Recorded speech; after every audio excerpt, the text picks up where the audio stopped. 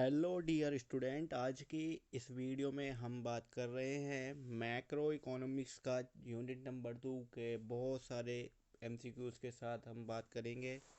और पहले नंबर पर जो आपको एमसीक्यू दिखाई दे रहा है, यह है शुद्ध घरेलू उत्पाद यानी कि नेट डोमेस्टिक प्रोडक्ट एनडीपी।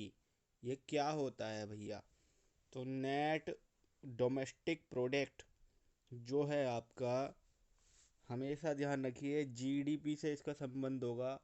जी का मतलब होता है ग्रोस, डी का मतलब होता है डोमेस्टिक और पी का मतलब होता है प्रोडक्ट, सकल घरेलू उत्पाद इसे बोलते हैं। जो एनडीपी है वो जीडीपी का ही एक पार्ट है। अब यहाँ पर बस ये समझना है मूल्य ह्रास से रिलेटेड क्या है इसमें। तो भाई जो ह्रास होता है वो आपका एक तरह से कहना चाहिए क्षति होती है, यानी कि नुकसान है।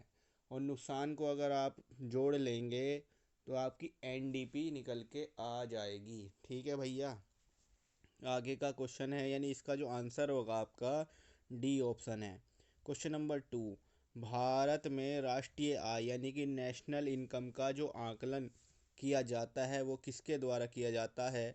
बहुत ही इम्पोर्टेंट क्वेश्चन है, आ सकता है एग्ज़ाम में। वित्त मंत्रालय के द्वारा, भारतीय रिजर्व बैंक के द्वारा, राष्ट्रीय प्रतिदर्श सर्वेक्षण संगठन यानी कि नेशनल सैम्पलिंग ऑर्गेनाइजेशन के अंतर्गत, या केंद्रीय सांख्यिकी संगठन जिसे सेंट्रल स्टैटिस्टिकल ऑर्गेनाइजेशन कहा जाता है। तो इसमें जो आंसर है आपका भारतीय रिजर्व बैंक है। बात करेंगे क्वेश्चन नंबर 3 की। निम्नलिखित में से कौन सी राष्ट्रीय आय की गणना करने की विधियां हैं? कौन कौन सी मेथड हैं राष्ट्रीय आय की गणना करने की? आय विधि यानी कि इनकम मेथड, एक्सपेंस यानी व्यय विधि, उत्पादन विधि, या ये सभी?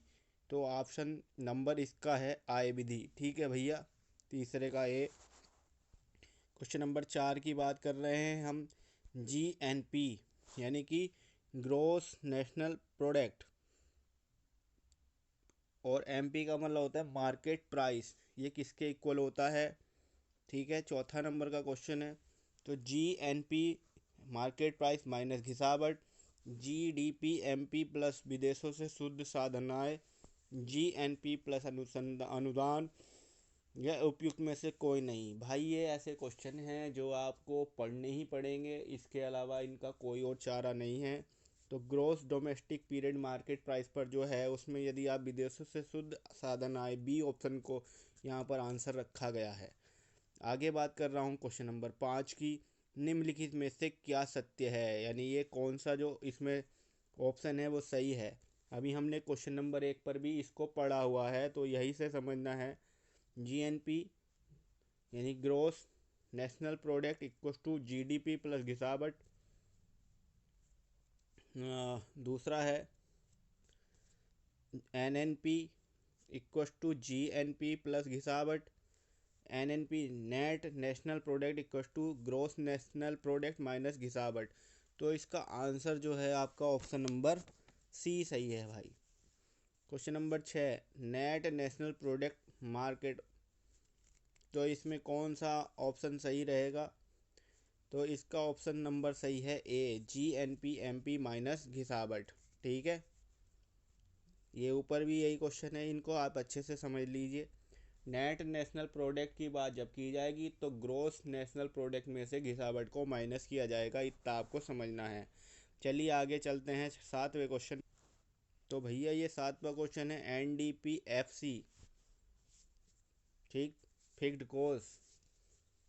तो ये कैसे आएगी? Net net domestic product. तो यहाँ पे इसका आंसर क्या है? N D P M P minus अप्रत्यक्ष कर, G N P M P minus अप्रत्यक्ष कर प्लस आर्थिक सहायता, N D P M P minus आर्थिक सहायता, या N D P M P minus घिसावट। तो इसका सही आंसर है option number B, G N P M P यानी कि gross national product market price पर माइनस कर देंगे आप इनमें से इनडायरेक्ट टैक्स, और जोड़ देंगे आप इसमें से आर्थिक सहायता, इकोनॉमिक जो आप मदद कर रहे हैं। 8वां क्वेश्चन, घिसावट व्यय किस में सम्मिलित रहता है? बताइए भाई, जिसमें जुड़ा हुआ रहता है। घिसावट भी है।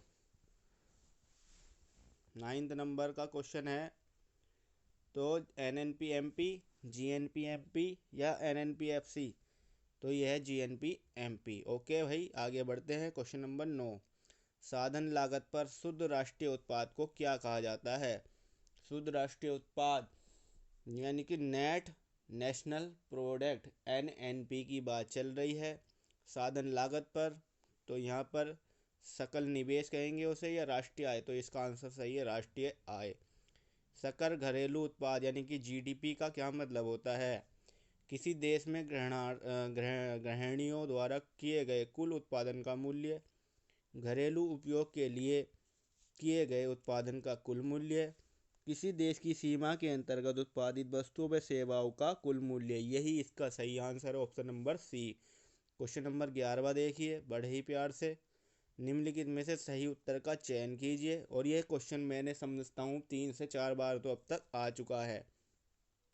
NNP जहाँ पर कैलकुलेशन होनी है, आपको पता ही है NNP की कैलकुलेशन में डेप्रिसिएशन माइनस होगा, यानी कि जो ये माइनस वाले दो ऑप्शन है इनमें ही हमें चुनाव करना है। ठीक, तो GDP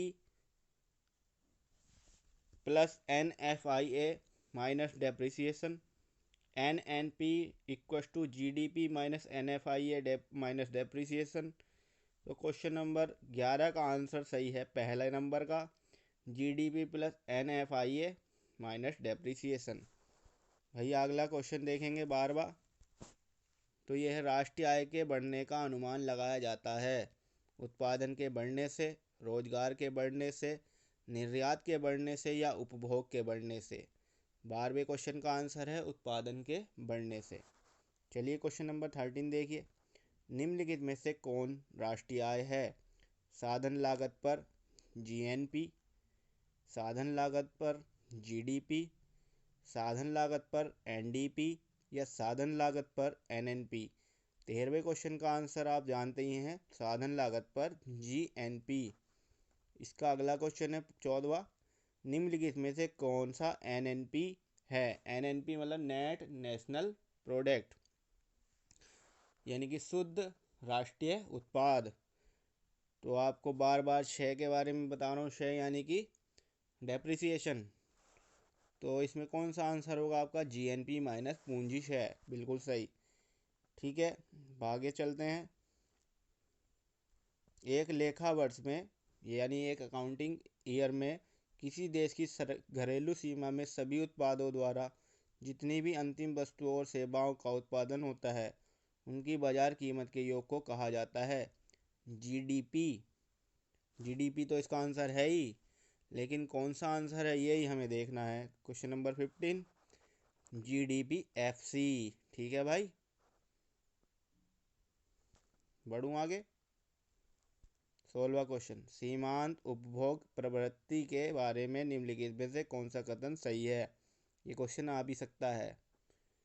0 is greater than MPC is greater than 1, 0 is less than MPC is less than 1, 0 is greater than MPC less than 1, 0 less than MPC and greater than 1। इसका ऑप्शन नंबर बी सही है। निम्नलिखित में से कौन सा एक अंतिम उत्पाद है यानी कि फाइनल प्रोडक्ट? कमीज, कमीज का कपड़ा, धागा या कपास? फाइनल प्रोडक्ट बताओ भाई कौन सा है, आपको देखने से ही पता चल जाएगा। कमीज। ठीक है। 18वां क्वेश्चन, मनरेगा कार्यक्रम में कितने दिवस का रोजगार परिवार के एक सदस्य को उपलब्ध कराया जाता है? बहुत ही इम्पोर्टेंट क्वेश्चन है। 18वां यानी 150 दिवस इसका आंसर है। 19वां क्वेश्चन है, उस कर का नाम क्या है जिसमें करदाता की आय जितनी अधिक होगी उतनी ही अधिक अनुपात में वे कर अदा करते हैं? आनुपातिक कर, प्रगतिशील कर, अधोगामी कर या प्रतिगामी कर? 19वें का आंसर हो गया ये अनुपात कर। ठीक। 20वां, GNP और GDP में क्या अंतर है? मूल्यह्रास लागत, हस्तांतरण लागत, शुद्ध विदेशी साधन आय या शुद्ध प्रत्यक्ष कर? इसका आंसर भी ए है, मूल्य ह्रास लागत। अगला क्वेश्चन है 21। जब आय में वृद्धि 500 रुपये हो और उपभोग में वृद्धि 250 हो तो सीमांत उपभोग प्रवृत्ति का मान होगा। मार्जिनल उपभोग कंज्यूम प्रवृत्ति का मतलब ट्रेंड भी कह सकते हैं आप। तो इसका क्वेश्चन का आंसर क्या बनेगा भाई, बताइए आप। उपभोग है 250 और आय में वृद्धि हो गई 500 की, यानी 1/2। उपभोग प्रवृत्ति 1/2 हो गई। एक द्वि क्षेत्रीय अर्थव्यवस्था में राष्ट्रीय आय होती है C+I+G, C+I, C+I+G+X, C+I+G+M। बताइए। द्वि क्षेत्रीय अर्थव्यवस्था में, जहाँ दो क्षेत्रों की अर्थव्यवस्था हो, C+I, कंजम्पशन प्लस इनकम। 23वां क्वेश्चन है, भारत में राष्ट्रीय आय का आकलन किसके द्वारा किया जाता है। इससे पहले भी एक बार ये क्वेश्चन आ चुका है।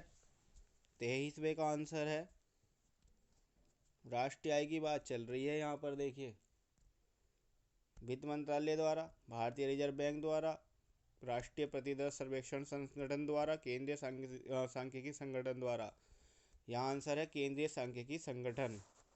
चलिए आगे बढ़ते हैं। NNP होती है GNP।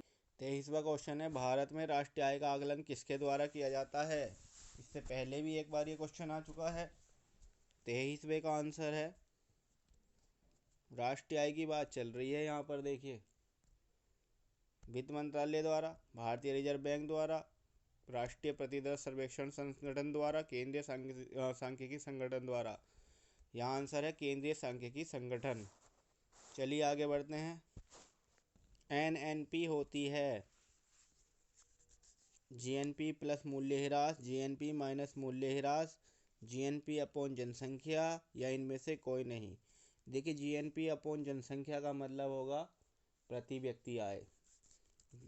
तो अभी NNP नेट कब निकल के आएगा, मूल्य ह्रास जब क्या होगा, इसमें माइनस करेंगे, ठीक है। द्वि क्षेत्रीय मॉडल में निम्नलिखित किन दो क्षेत्रों को शामिल करते हैं।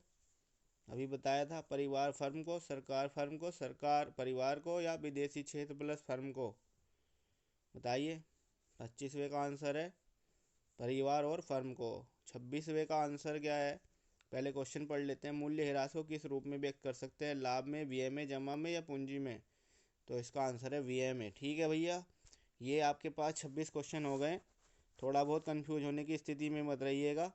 एक जगह राष्ट्रीय आय को यहाँ पर केंद्रीय सांख्यिकी संगठन द्वारा दिखाया गया है, तो एक जगह रिजर्व बैंक द्वारा दिखाया गया है। थोड़ा सा पढ़ाई अच्छे से कीजिए, और अपने किसी भी प्रकार की समस्या के लिए वीडियो के कमेंट बॉक्स में लिखिएगा। Thank you so much.